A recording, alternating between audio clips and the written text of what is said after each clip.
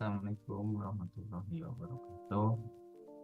Saya Muhammad Dermawan Saputra dengan NIM 2111513007 ingin mempresentasikan atau menjelaskan tentang memori untuk tugas dari mata kuliah Perancangan Sistem Digital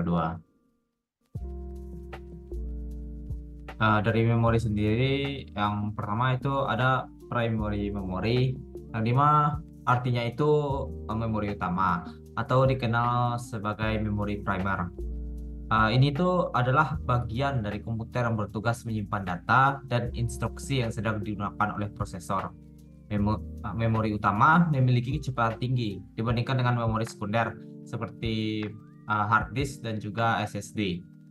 Memori ini sangat penting untuk kinerja komputer karena data yang disimpan di sini dapat diakses dengan sangat cepat oleh CPU. Dan ada dua jenis utama dari memori utama, yaitu RAM atau Random Access Memory dan ROM atau Read Only Memory. Yang pertama saya jelaskan RAM atau Random Access Memory. Yang dimana RAM ini adalah jenis memori volatile yang berarti data yang disimpan di dalamnya akan hilang ketika daya listrik dimatikan. RAM ini digunakan oleh sistem operasi, aplikasi, dan data yang sedang aktif digunakan oleh komputer. Karakteristik dari RAM itu sendiri adalah kemampuan untuk melompat ke alamat yang mana saja atau random access, dan simetri dalam operasi pembacaan dan penulisan, symmetrical read atau write operation.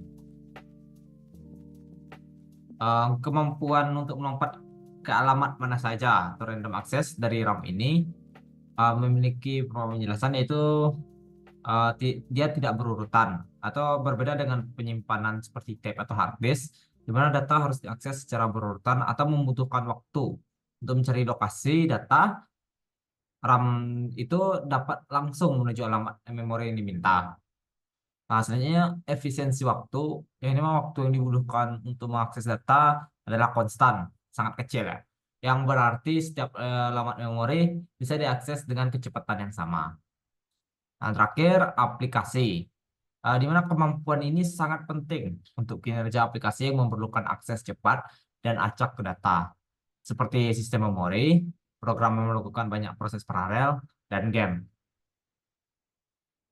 Yang selanjutnya itu ada yang namanya volatile RAM, yang dimana itu terbagi dua, dimana itu DRAM atau Dynamic Random Access Memory, dan juga SRAM, yang dimana itu Static Random Access Memory.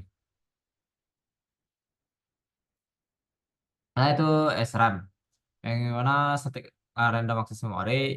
Ini tuh adalah singkat, eh, ini tuh terdiri dari 6 transistor, yang dimana untuk satu bit dirangkai dalam array baris dan kolom untuk membentuk byte dan kata-kata memori.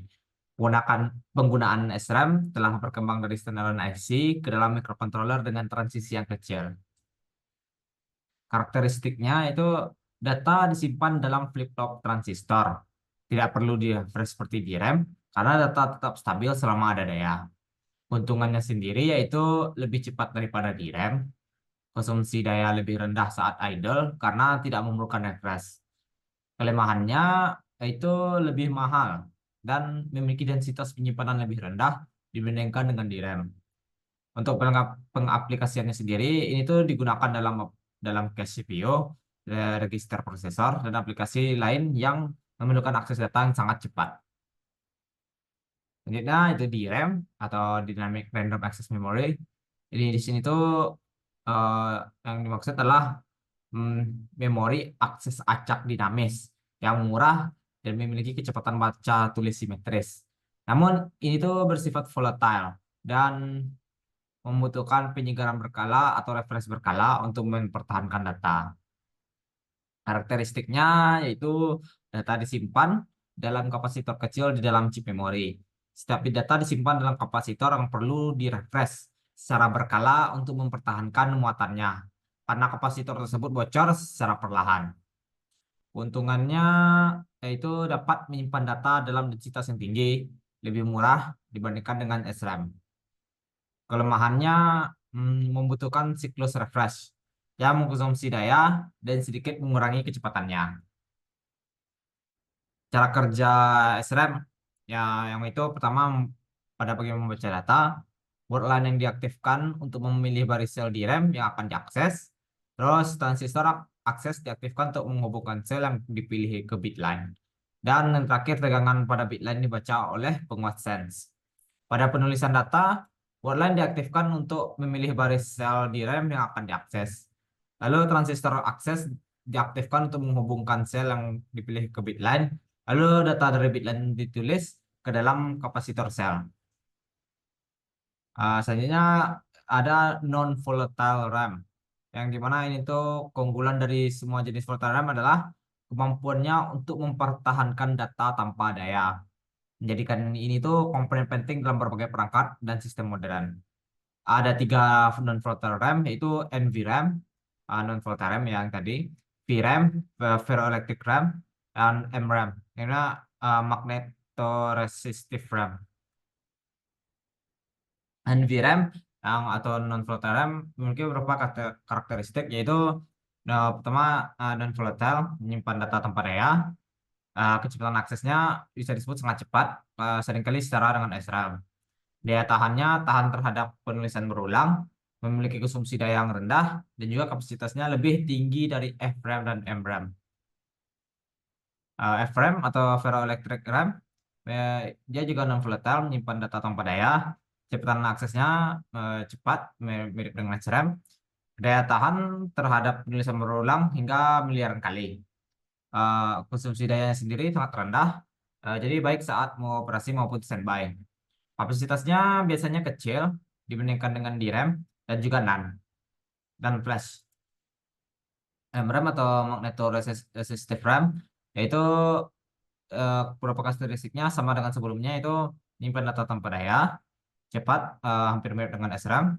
Daya tahannya tahan terhadap penulisan berulang hingga miliaran kali. Konsumsi dayanya sendiri sangat rendah saat standby. Dan juga kapasitasnya dapat bervariasi dan terus meningkat dengan teknologi yang baru. Selanjutnya jenis dari memori itu ada ROM atau read only memory. Adalah jenis memori non-volatile yang menyimpan data secara permanen. Data yang disimpan dalam ROM tidak dapat diubah atau dihapus dengan mudah dan tetap ada bahkan ketika daya listrik dimatikan. ROM digunakan untuk menyimpan firmware dan perangkat lunak yang sangat penting untuk fungsi dasar perangkat lunak elektronik atau perangkat elektronik. Beberapa karakteristiknya itu non-volatile, eh, yang dimana itu menyimpan data tanpa memerlukan daya listrik, dan juga read only. Data yang disimpan di ROM hanya bisa dibaca dan tidak bisa diubah atau ditulis ulang dengan mudah. Kecepatan aksesnya relatif cepat untuk membaca data, dan juga keandalannya sendiri atau reliability-nya sangat reliable untuk menyimpan data yang jarang atau tidak pernah berubah. Itu saja dari saya. Um, Apabila ada kesalahan, mohon maaf. Terima kasih. Saya Muhammad Dermawan Saputra, mengucapkan salam. Assalamualaikum warahmatullahi wabarakatuh.